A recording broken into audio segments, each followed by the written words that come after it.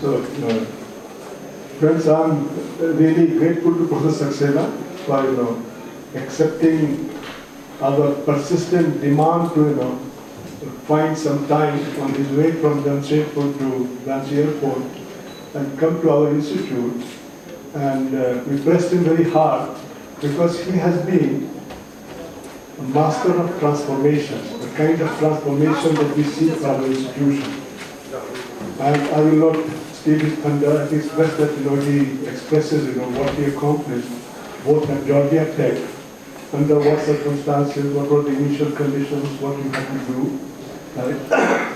So I had the privilege of spending an hour yesterday walking with him and learned a little bit about the things that he has done, and I think we can learn a lot from him. So I'm not introducing you.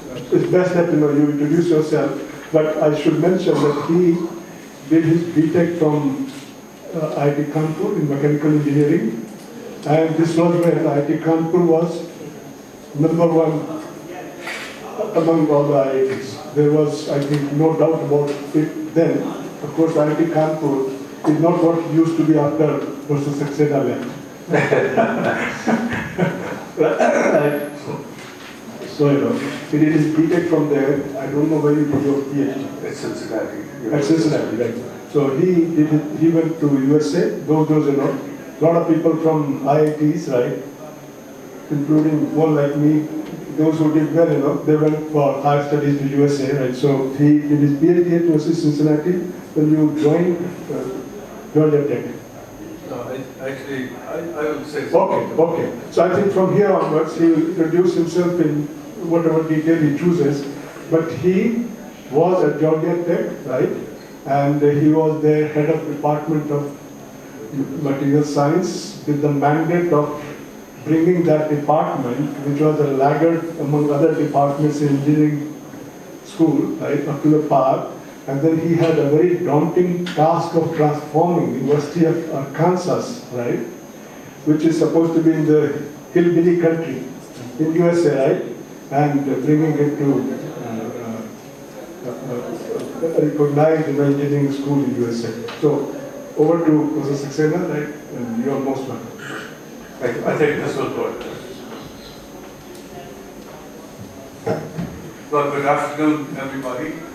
And I'm sure on a Friday afternoon you have better things to do than to listen to somebody. But I'm very grateful that you've taken some time out of your busy schedule to come and share this 1 hour with me. As Dr. Mesra said, my name is Ashok Saxena, and I did my BTech from IIT Kanpur in mechanical engineering, graduating in 1970. So now you can add the years. I turned 70. You so young compared to me. Well, I turned 70 last August. But I've had a fascinating journey.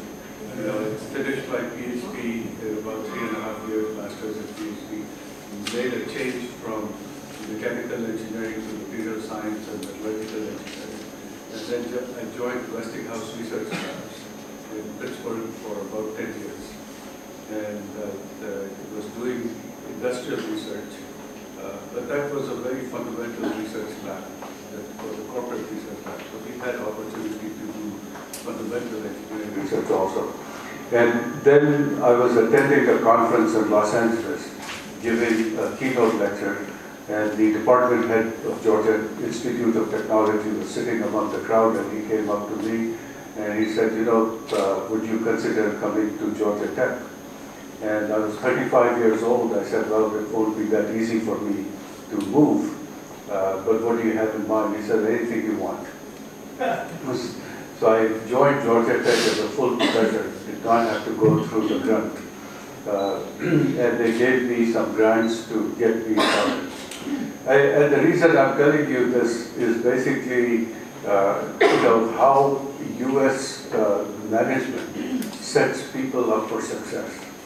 They were looking at me as a successful researcher, and they wanted to raise the research profile. Basically, in 1971, the Dean of Engineering at Stanford University, came to Georgia Tech as the president of the university. And he made the determination that he was going to take Georgia Tech and turn it into a world-class research institution. And at that time, it was very well known for a good undergraduate education, but not that well known for research. So it took him a long time, and I came along in 1985. And even at that time, if you brought in $50,000, $60,000 a year in research money, you were considered a hero, you would get tenure, and everything was fine. By the time I left in 2003, if you brought in even $500,000 in research, that was not enough, unless you had a lot to show for it.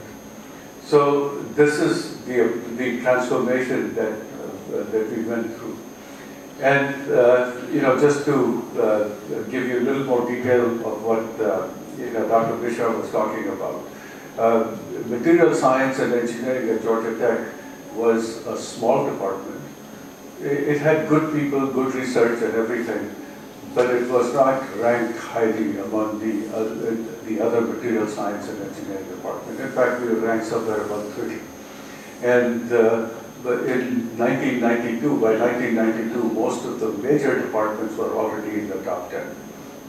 So there was a lot of pressure. In fact, a new dean came, and first thing he did was he made a change at the department headship level. And he looked nationally for finding somebody. And there were 55 people that applied for the job, including myself. And ultimately he came to me and he offered me the job and said two things. One, I want a 10-year commitment. I don't want you to be in your position for 5 years and be looking for a dean's job for 2-3 years. I want a 10-year commitment. And you have to bring this department to the top 10 material science and engineering departments. Now, material science is a very research-oriented field. So in mechanical engineering and civil engineering, you can go to top 10 by teaching and doing some consulting and doing some engineering projects. But in material science, it has to be hardcore science-based research. And he also said that we will support you in every way possible. You can go out and hire 5 people now. And then as vacancies develop and as more money comes in, you can increase the strength of your department from 12 faculty members to 25. You can double that. But do it in a way that you're meeting that goal. So I was in that role for 10 years, and we created a strategic plan, we created goals for ourselves. And then we also, as we went along, we measured our progress. And one thing I realized is that rankings are very perceptual. So it's not what you think about yourself, it's what others think of you. So I joined this council called the University Materials Council, which was basically the head of the departments for about 105 materials programs in the US and Canada. In the very first meeting that I went to, I realized that in order for others to perceive us to be good, I have to do something, and I have to become the president of this council. And it took, and then only people will notice. And the other thing is that these department heads are the ones who are voting in the U.S. News and World Report survey. So I need to invite each one of them to come to our department, see what it is, meet our students, see our facilities, and then they will start changing opinions. So I did that, and and I did become president of that council. It took me 7 years to get there. So in the last 2 years that I was department head, I was president of that council. And suddenly, every year, our rankings kept moving by 3. And by the time I finished, we were at number 11. But that's not the important number. The important thing is the transformation that occurred during that process. And I would say that leaders come and go. I was there for 10 years. It was 15 years ago that I gave up that position, or maybe 16 years ago now. So during those 16 years, that department has gone from number 11 to number 3 in the country now. So that is on the strength of the faculty and the leadership. If the leadership comes, they see good things are happening, they do more of it, and I'm very also equally proud of my two successors. The person who came after me came from Ohio State, a gentleman by the name Robert Snyder, and he did a great job for 10 years. Then he had cancer and passed away. So the current department head is Dr. Naresh Thadani, and you're going to Georgia Tech. I would want you to meet with him and see the journey. And Naresh has done a great job of taking it even further. So once the journey begins, then and people are empowered. Now, to become department head, you need the acceptance of the faculty. So nobody can become department head because the dean thinks that this is a good person. They have to come through the faculty. And they form committees and they recommend 3 names to the dean, and then the dean picks one. So that empowerment allows them to pick the right person to be their leader. And that is how transformations occur.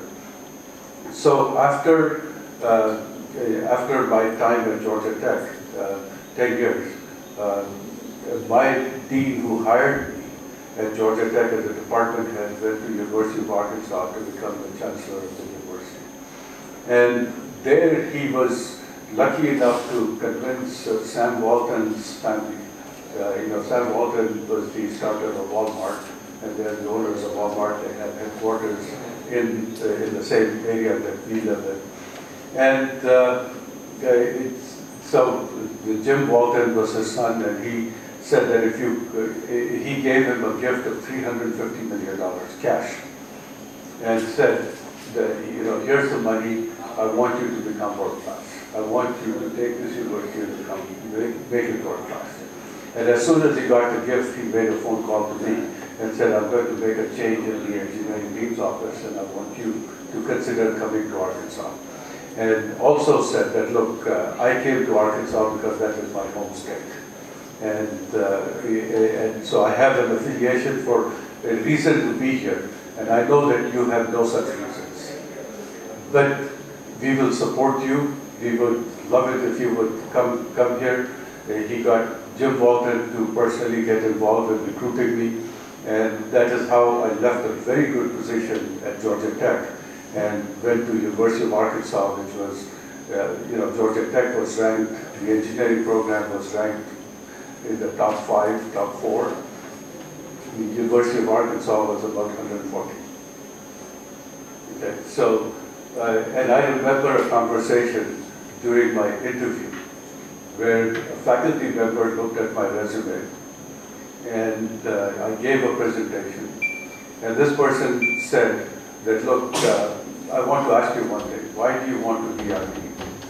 We are a very good undergraduate teaching institution, an excellent undergraduate teaching institution, and an adequate research program, graduate program. And if you look at your resume, it is all about research. It is all about all those things. So why would you want to come here and be our dean?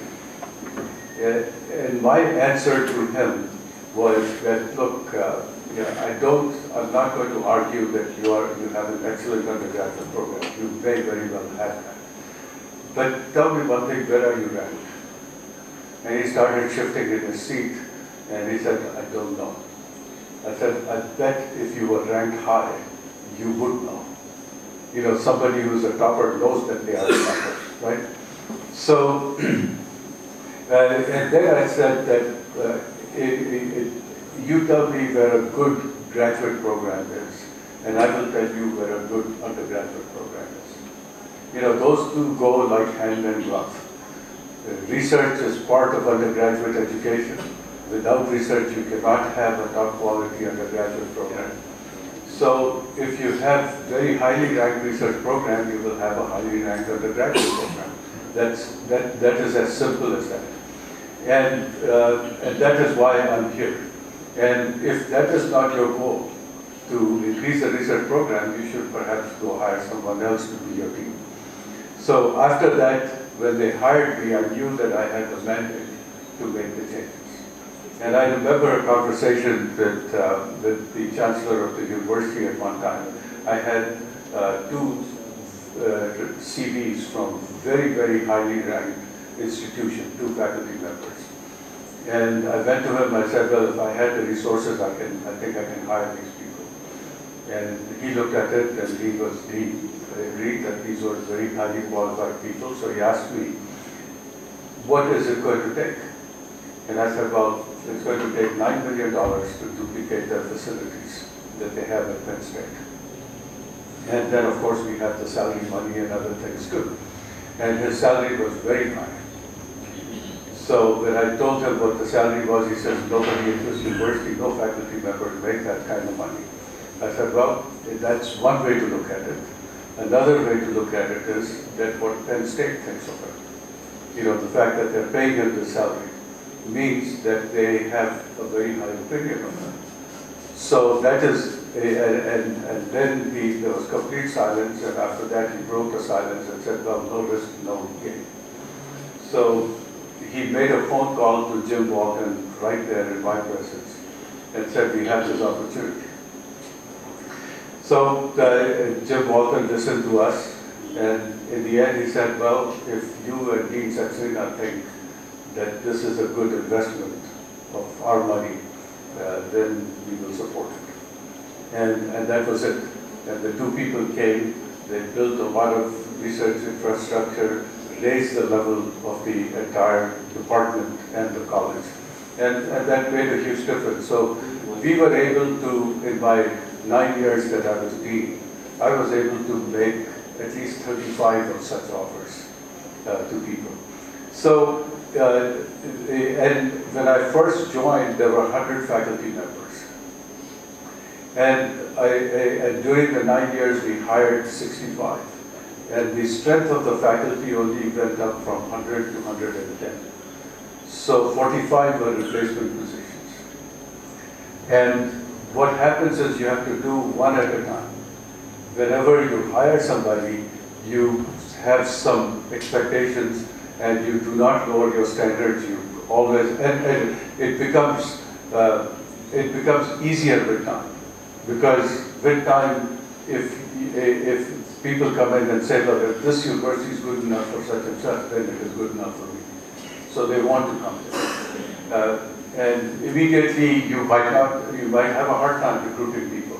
But once you hire the few linchpins, then others will follow very easily. So that is basically my story. I gave this presentation at a meeting in Chandigarh at Saxena University, and I call it continuous quality improvement in engineering education. You know, I bet since you're MBA accredited, you probably know outcomes-based education. You know, I was involved in getting India on to Washington Accord.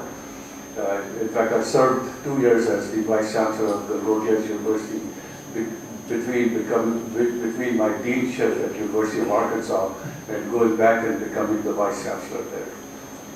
So for the 2 years I was Vice Chancellor at the Rhodes University, and that was the time when India was going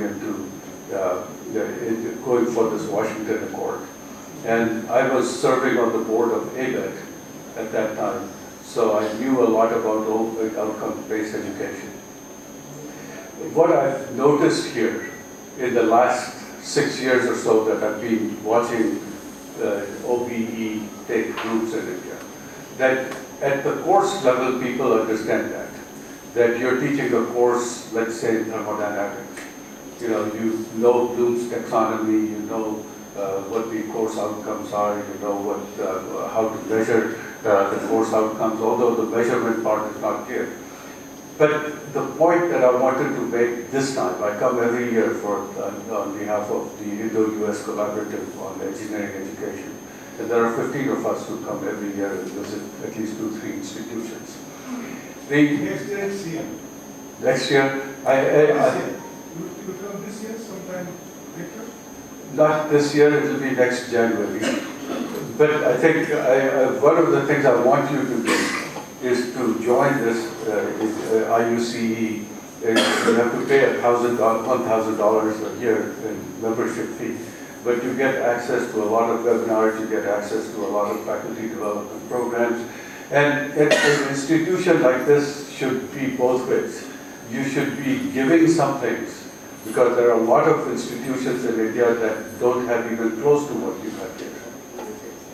In terms of expertise, understanding of OBE, and getting better. So I would urge you to play both roles, that you receive something, but you also give back something.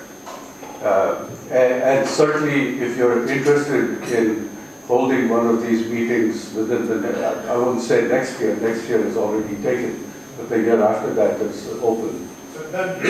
Okay, so I'm actually having lunch tomorrow with the executive director of IUCE. So I will mention to him that Dr. Mesra has committed that he was going to join IUCE and he wants to host one of these meetings. I think it would be an excellent location for doing that. And we do it at 2 institutions. Don't forget to tell them about our confluence of 2 rivers. Okay, all right, confluence of 2 rivers. So I think this whole area would be good. And what I'm here to say is that course outcomes is one level, curriculum level is another level. But really, to become a great institution, you need everything has to work. You know, one of the examples that I use very often is in one of the private schools I see that people come in with an MTech. They graduated on Friday, received a degree. On Monday, they've been given 3 courses to teach. You know, that is setting that person up for failure. Because if they don't understand what they're teaching, they're not going to do a good job.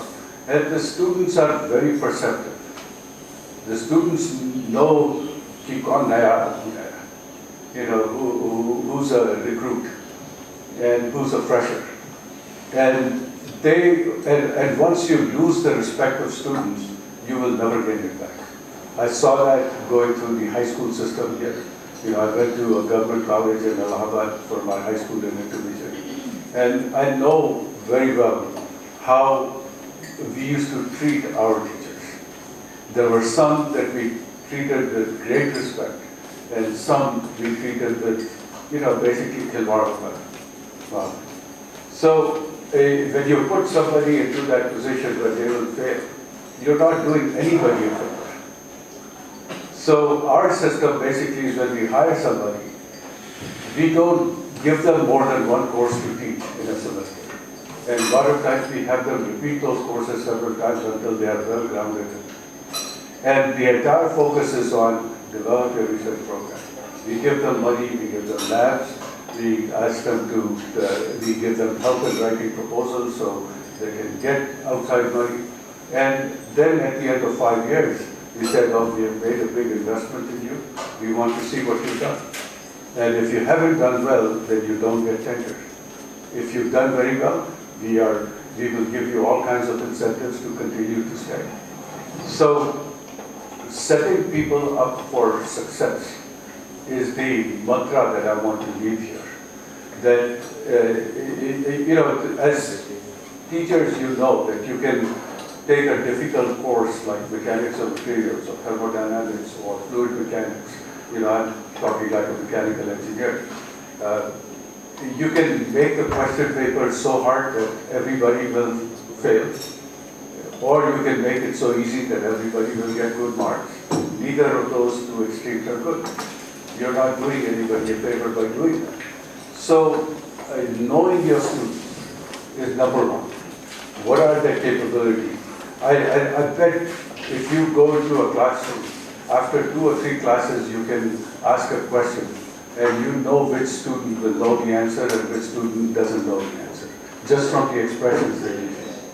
You know, so knowing your students, setting them up for success, giving them every possible means to succeed is important.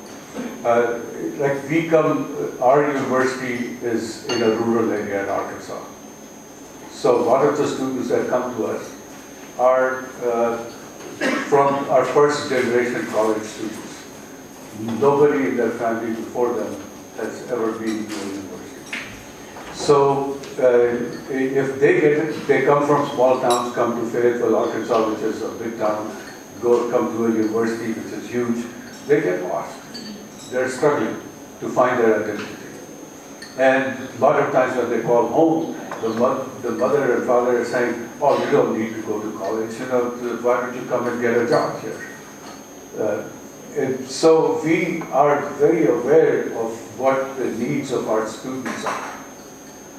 And we have created special programs. When I first went to University of Arkansas, I looked at the numbers. There was no diversity. Mostly our population was white males in the classrooms. You walk in there, 90% of the students there were white males. And America is not like that. America has African Americans, they have Asian Americans, they have certainly 50% women. Where are they? Why aren't they coming into an engineering education? We started asking those questions. So there are two programs that I created. The first one was a freshman engineering program. The freshman engineering program was basically to reverse the trend of losing half of our students in the first year. So we would bring them in. Compared to the students coming into the rest of the university, engineering students were much higher in caliber. But half of the students would leave engineering and go there, would go there. And here we were trying to increase our enrollments, and we are losing half of the students that are already there. Made no sense whatsoever. So we created a first-year engineering program. And we told the departments that we are going to steal those. The first batch, you can give them scholarships so they don't have to pay any money. If they don't succeed, it's not going to be any good for me, because the subsequent batches are going to look at it and say, well, you go to University of Arkansas as an underrepresented minority, people don't treat you well, and you don't succeed. So I created this Ecad program, and the primary purpose of that program was to make sure that these students that come from underrepresented minorities are engaged in all aspects of our instruction programs. And there were people who were watching them. We had a freshman center, first year student center. And the students used to come, and some of them will sleep there because they found that place to be very comfortable. But as part of that, there was a group of people observing them to see, which student is assimilating in the group, which student is not assimilating in the group, and what their issues are. So now, among African Americans, for example, the first-time college goers, which were part of our Ecad program, the statistics was that about 20% of them actually finished the degree after they came. In our program, 89% graduate and they get good grades, they get good jobs afterwards. So that taught me another lesson. What is value addition in all this? You can take the best student, which the IITs do, for example, and turn them into good graduates. You can take a student who's very raw, has not had the resources to go to the training schools and good schools and things like that, and but there is nothing wrong with that student. You understand that student, give them the right instructions, and they graduate at the top of the class. So I have several of such examples. That, in my mind, is value addition. We talk about #1 engineering college or #1 university. In my mind, #1 means nothing, because there are a set of metrics people have used, and that only forces, in some ways, or supports wrong kinds of things. So everybody wants to become more exclusive. Just imagine in India, where you only cater to exclusive students, and 90% of the student population goes to schools that nobody cares about. You're going to have a generation that will become adults, and they will not have the background and education that you need for India to succeed. So I think these are, and I'm not saying that you should do all those things, Okay, I do have a presentation, but let's forget about it. I'm having more fun talking about giving you stories, and I want to open it up for interaction and questions. That is perhaps more valuable than looking at my slides. So I think introspection, having a strategic plan, having clearly identified goals, measuring the progress towards your goals, all these things are extremely, extremely important. And that is what I call continuous quality improvement. You know, the registrar is here. I would say that a registrar's office has just as much a role in creating a good university as a classroom teacher. You know, if you have a registrar's office where students are lined up to pay their fees or to get a tap on one of their papers, and they stand in line for 2 hours, it is 2 hours that they don't have to go to classes, 2 hours that they cannot spend working the homework. So all those things, and a lot of times I used to say the staff members that I had at Georgia Tech and University of Arkansas, that you have a major role, because you know the students look at faculty as God. Some of them are very afraid of them. They don't want to open up. But the staff member that sits in front of my office, you know, if they greet everybody with a smile, they ask what their names are, where they are from, and they strike them into conversation. Very soon these people start opening up and they tell you what their issues are. And that helps you help them. Okay. So let me stop here. And you know, the University of Arkansas, for example, the same journey. I came there in 2003. It was a tier 3 research institution. Now it is a top tier research institution. It took 15 years. There is no shortcut. It requires a lot of patience. It requires time. It requires very strategic actions and also measuring those actions. So if you look at what continuous quality improvement is, it is about knowing where you want to go, right? Then having a path to that goal and periodically correcting the path by making measurements and seeing what the progress is. And if the progress is not on schedule, you basically make corrections to your means of approaching doing that. Or you have to sometimes increase your goal because you've been very successful, or you can lower your goals if you're not being successful. But you do not have the luxury of not knowing where you're going and how you're going to get there and where you are today in order to be, in order to accomplish everything that you set out to do. Okay, so. Well, that's okay. I'm okay. Yeah, that's all right. I'm fine. I've had too much coffee today. And I've had trouble sleeping. Could you say a little bit about your experience in India? So transformation in US was certainly very different from transformation in India, Indian institutions, and especially about 2 years later.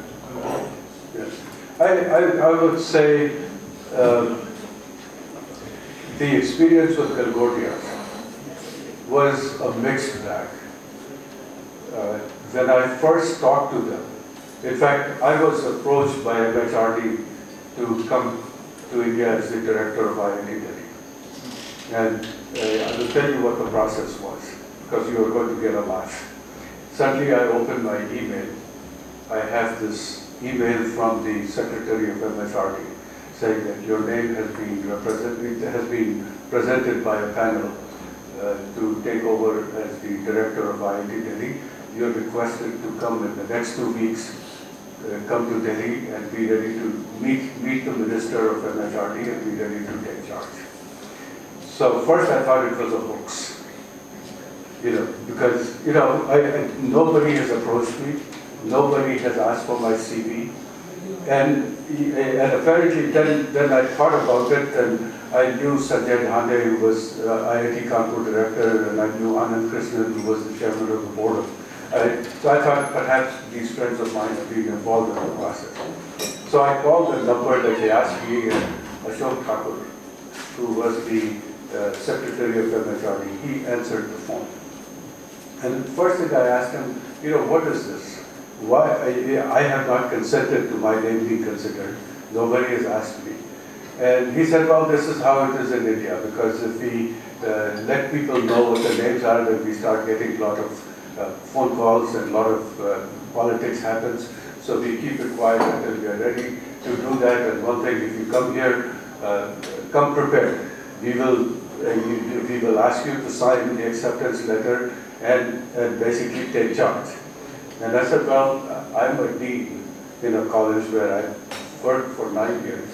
How can that be possible? I cannot just leave here and I've lived in America for so long. So I basically said, asked him, what the salary was, and he told me, and I said, well, no, that won't work for me. So I ended the conversation. Galgottia's university was exactly the opposite. They had a search warrant ferry that looked for people, and the negotiation was, well, tell us what your American salary is, we will give you that, we will give you this, we will give you this. And I came here because thinking that if somebody is giving me all these things, that they must have something in mind. And what they had in mind was admission. So at the time, they were just a brand new university, so my name and my photograph was posted everywhere, as the person. And I was given the freedom to bring 15 people with me if I wanted to, and I did. I did bring 15 people, most of them have left and gone back. Beyond that, there was no thinking. There was no thinking of, okay, you've appointed a vice chancellor, what do you ask the vice chancellor to do? My question was, tell me what do you want done? And if you don't know, I can tell you what I should do. That wasn't acceptable either.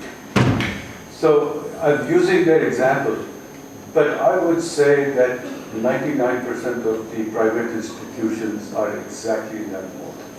I visited hundreds of institutions while I was here for 2 years. They really need help. And then I realized after coming here that the only thing I can do is help NBA get into Washington Accord. That was one. Get involved with a lot of committees in UGC and other places, and I did that. And that they didn't mind at all, because Galgottia's university's face was being everywhere. And then I decided that I'm going to teach, get to know the students. I'm going to have faculty development programs. I'm going to start some new initiatives and things that all academic. And basically said that don't involve me in hardcore administration, accounting, or anything like that. I don't want any part of it because I know how things happen in India, and I'm a U.S. citizen, so I can get prosecuted in America for doing wrong things in India. So overall, I would say I make the best out of it. It is an experience that I have absolutely have no doubts that was good for me. If I would do it again, the answer is no. Because it's a mismatch. I think they don't need somebody like me. They need somebody who knows the Indian system very well, and they can provide the leadership to take the university where it needs to go. So that is the state of affairs. I feel like faculty are not empowered. And in these private institutions, even the higher administration is not empowered to do things. I'm used to a system where we are given a budget, and within that budget, and I used to give out a budget to the department heads as dean, and I said, this is your budget, I don't care how you spend it, at the end of the day, I'm going to hold you accountable for progress. This is the progress I want. You can say that you want $100,000 for something else. You can have one less faculty position and create that $100,000 for first year, or postpone hiring somebody by 1 year. Create that $100,000, do that, and so on and so forth. So that flexibility was important, and the ideas don't come from one head. There is no way a vice chancellor or dean can sit there and say that I know what is good for everybody. You have to allow people the freedom to do things within their own domain, surely they will make mistakes. They will learn from mistakes. In research, for example, if somebody comes and says, well, I ran this project, it was immensely successful. My reaction would be, if it was immensely successful, then you probably didn't learn anything new. You knew the answer, you just basically went through the motion and you validated what you knew was going to be right. Life is like that. Teaching is like that. If a teacher learns so much from making a mistake on the board compared to if everything goes smoothly. So I think that is the nature. You have to hire good people, you have to empower them to do and implement their ideas, and it's ultimately the collective ideas that go forward. And if you have 100 people contributing to ideas and working towards a success, you will achieve success. If one person at the top decides we want this, and the rest of them don't play along with it, then it's never going to happen. And I would value my experience in India, but also when I went from Georgia Tech to University of Arkansas, I saw the difference. I noticed why Georgia Tech is among the top 5 engineering schools and why University of Arkansas is not. And I had to fight against those things. But now you go there, anybody coming to that institution now who had visited 12, 13 years ago will tell you that this is not the same place that they came to that time ago. So I think I have a lot better feel for India. And I also know that you cannot strive to be like the US. There is nobody here who's going to give you $350 million, right? And money is not everything, but to do anything you do need money. So to say कि हम गरीबी में रहेंगे, you may know a name called Anil Agarwal, Vedanta. Yes, you know that he's from this region, right?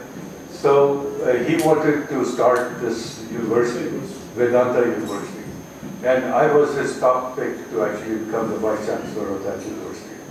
So I had this fantastic opportunity of meeting this person. He has a home. It's not a home, it's a castle, very close to Buckingham Palace in London. So I go there, he flew me from Arkansas to London to come and meet with him. And we were supposed to meet for 30 minutes, and 2.5 hours later I was still there in his office. Fascinating person. I had actually heard him talk to Charlie Rose in one of the programs. And it happened such that I was listening